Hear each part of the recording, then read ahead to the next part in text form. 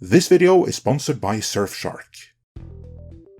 Warner and DC's The Flash failed so spectacularly in its opening weekend that there was no point in even trying to deny it. So instead, the entertainment media complex is trying to rationalize how that could happen, and as we're about to see, the excuse they came up with is, if anything, even more embarrassing than the box office. However, many of the negative Flash headlines were mitigated by another movie failing as badly, maybe even worse, and that would be Disney and Pixar's Elemental. While this weekend's box office should worry Warner, Disney are the ones with the even greater cause for panic. In this editorial, we will explore why that is, as we begin by going through how the entertainment media complex is trying to rationalize away the Flash failing, and why no one, least of all Warner, actually believes that, before moving on to why Disney are the ones in deeper trouble, which in no way lets Warner off the hook. What just happened here is that two of the biggest tentpole features of the year, the kind of movies that the whole release calendar for the rest of the year is planned around, and whose expected earnings are a big part in keeping their parent companies afloat, were both flat out rejected by the audience. Super Mario did pre-lockdown numbers earlier this year, as did Top Gun Maverick last year, and Spider-Man No Way Home the year before that, proving that audiences worldwide will show up in droves for movies they actually want, meaning what we're witnessing here is indeed audience rejection.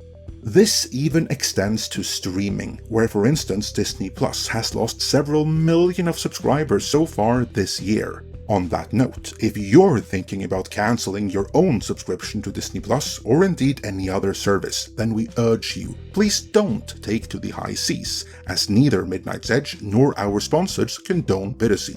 Not only is it wrong, you would be exposing yourself to endless spyware, tracking software and other malware out there on the high seas. And that's on top of all the data that could be stolen from you during all of your regular browsing and sold to third parties. Have you noticed all the spam and scam emails you're getting? Well, they got your email from those third parties. That's how that happens.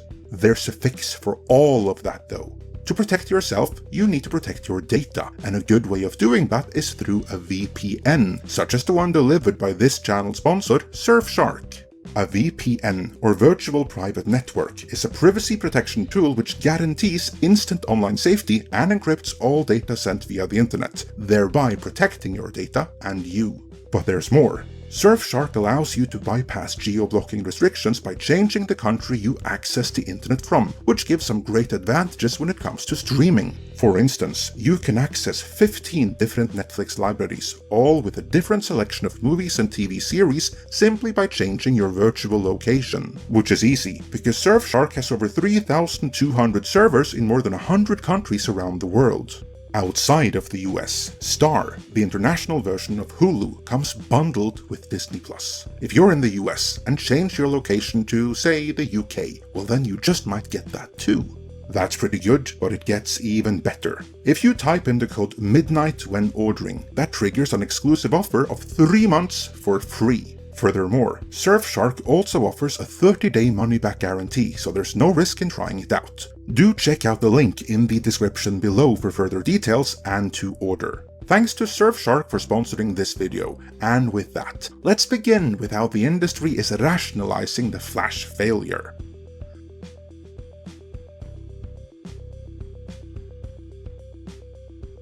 The very first line in Deadline Hollywood's write-up reads, "There are a lot of lessons to be learned this weekend. But chief among them is what it's like for a major motion picture studio to open a movie with a number of its cast, primarily its main star, not available to do press." That, then, is their rationalization. Not the only, but the primary reason the movie failed, according to the entertainment media complex, is that the lead cast couldn't do press. And to be clear, by press, they mean press conferences, where the cast and key filmmakers are all lined up to answer vapid questions from a room filled with entertainment journalists. Extremely short-form speed interviews where the star sits in a chair while a line of reporters gets 3 minutes each with them, and most importantly, buffoonery in carefully scripted late-night talk shows, which even Deadline Hollywood refer to as a controlled environment. But those shows aren't on now anyway, because the writers are on strike and the hosts of those shows are little more than actors reciting their lines. So that's the industry angle. According to Deadline Hollywood, The Flash tanked first and foremost because the cast weren't on the carefully scripted late-night establishment talk shows. Could there be any other reasons according to the industry? Like for instance, the many legal issues surrounding Ezra Miller, the scourge of both Iceland and Hawaii. You know, the issues I can't even name without risking the video being demonetized by this platform. Well, according to another industry trade, The Hollywood Reporter, and I'm quoting here, box office pundits are divided as to whether Miller's off-screen woes are impacting the film's performance. Or put another way, they are divided on how stupid and how short a memory they think the audience has. So yeah, the entertainment media complex are vague about what may have caused such a colossal failure other than lack of press. Which, coincidentally, just so happens to be what the entertainment media complex does for Hollywood at a cost. Funny that.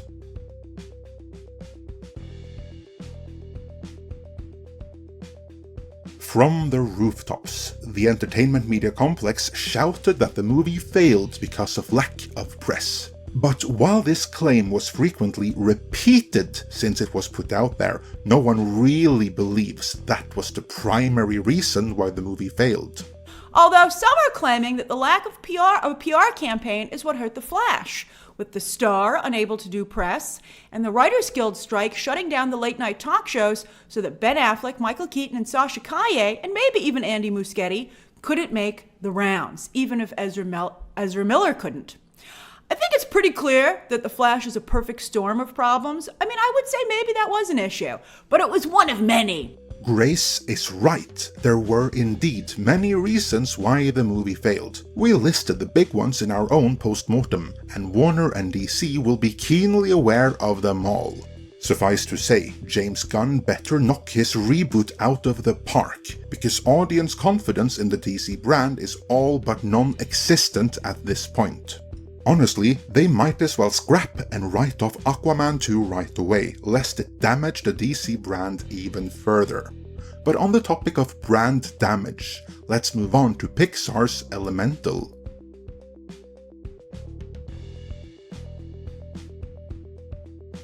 Leading up to the release, we were focusing on The Flash, but an argument can be made that the bigger flop this weekend was Elemental, the latest feature from Bomb Factory Pixar. Yes, I said Bomb Factory, because that is what Pixar are right now.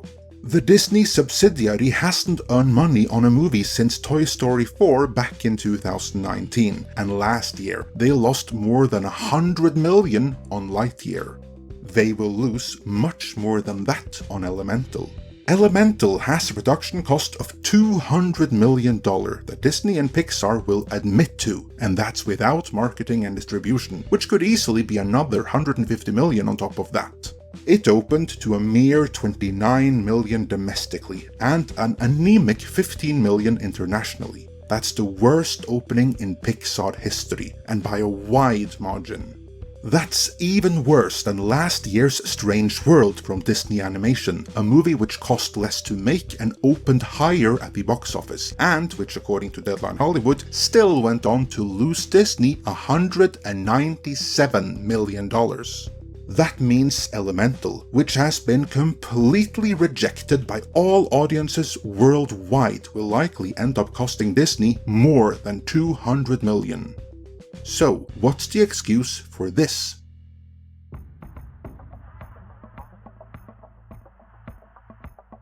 Deadline Hollywood reads, "We always knew after the sour reviews out of Cannes this Pixar movie about denizens in a fire and ice world wasn't going to wow. The entire concept has been hard to win kids and families. But even more so, the film feels like a diluted version of the spirited existential stuff we've seen from the Emeryville, California studio with Inside Out and Soul. Very same old, same old. Oh wow, they're going hard here. Did Disney's check not clear? Deadline Hollywood continues. You know this was going to be bad when we heard about all these layoffs. Who knew we would be living in an era where Illumination would trump Pixar in grosses? Pixar and Disney Animation are indeed still looking to fill the creative hole left behind after John Lasseter's exit. Well, color me surprised. There is no running cover on this one. Deadline Hollywood even tacitly admitted that Pixar, in the form audiences associate with Pixar, was in reality the John Lasseter company. Everyone else was but his minion. Without Lasseter there to pull everything together, there's no Pixar magic, which is exactly right. It's a shame that Bob Iger fired him for hugging too much at the height of the Me Too craze. A stern talking to would probably have sufficed and saved Disney from their current Pixar and Disney animation predicaments. But here we are though, and since the entertainment media complex aren't running cover, Pixar head honcho Peter Docter tried to spin a narrative himself, telling Variety, there was a pandemic going on. On one hand, we were so thankful that there was Disney Plus, so that we could release the film and people could see it. Otherwise, it would just sit there on a shelf for a year and a half. In the long run, there's been a bit of a mixed blessing, because we've trained audiences that these films will be available for you on Disney Plus. And it's more expensive for a family of 4 to go to a theater when they know they can wait and it'll come out on the platform. Ah, so it's the audience's fault. They were trained to equate Pixar with Disney Plus, and they're so stupid it's difficult to re-educate them to go back to theaters now. Yeah, well, that's just like, your opinion, man. Funny then, how this audience had no trouble shelling out $1.3 billion worth of box office for the Super Mario Bros. Clearly, there is some other reason why this movie failed so badly, because like how the entertainment media complex tried to spin the Flash failure, no one believes this either, with even the Financial Times, which all of Disney shareholders are reading, openly stating that Pixar has lost its touch. But the problem goes beyond Pixar. It affects all of Bob Iger's Disney Corporation.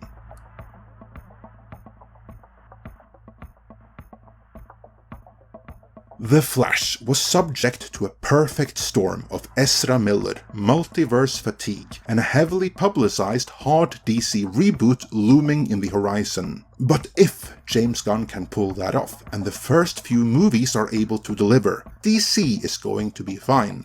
And, lest we forget, there's no audience animosity towards Warner at large. Disney, however, is another matter. And their problem is perfectly illustrated by Pixar's Elemental. Deadline Hollywood actually nailed it in their description of the movie when they correctly stated, the entire concept has been hard to win kids and families. But even more so, the film feels like a diluted version of the spirited existential stuff we've already seen from the California studio with Inside Out and Soul. Very same old, same old. There is a sameness to it. Pixar used to be unbridled creativity and originality, as indeed did Disney at large back in the day when the company laid the foundations for the institution it eventually would become. So how could some drivel like Elemental ever come out of either? Well, ironically, in the same Variety piece where Pixar head honcho Peter Docter tried to spin Elemental's failure, he also explained where they went off the rails. We've always looked at what we do as we're the first audience. We make stuff we want to see ourselves. And right there is the problem. It's one thing for a creative powerhouse like John Lasseter to make what he wants to see, and before him, for Walt Disney to make what he wanted to see, and between the two, for Stan Lee to write what he wanted to read. All of those creative powerhouses were one thing. It's quite another for the bunch of activists and ideologues currently running Pixar and all other Disney-owned companies into the ground to do the same. They are all bubble dwellers, residing inside of a couple of postcodes in California. They all think in lockstep, and they are completely and utterly out of touch with the rest of the world outside of their little bubble. The ideological drivel that they want to see is off-putting to everyone else on the planet, which indeed is why Elemental is subject to this level of worldwide rejection. The world has caught up with the fact that the magic has left Disney, and it left Pixar in the process. There were only losers at the box office this past weekend, but Warner and DC still came out on top, because they have a plan to rebuild.